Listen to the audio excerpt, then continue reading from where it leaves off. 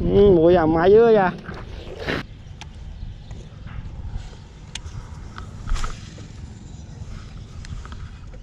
mót à mai một ai para này à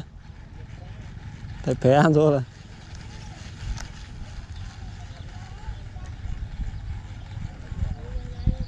hả rồi mới biết á anh có bọt cam xóa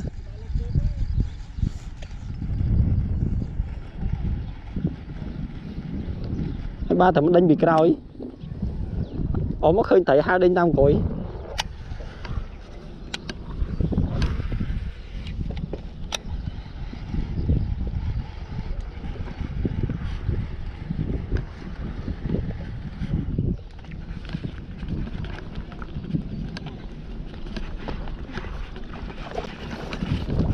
mùi à mai dưới ra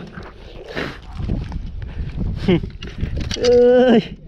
à thế là muối ba đấy thế là muối ba đấy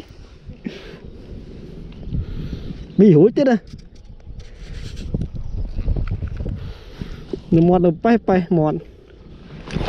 nè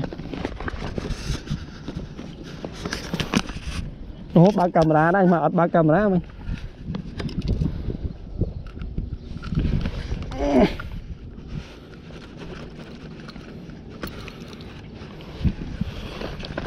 đấy à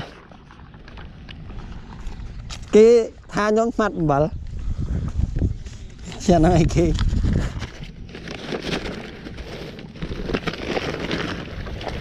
lập bàn môi gà rơ bọc ba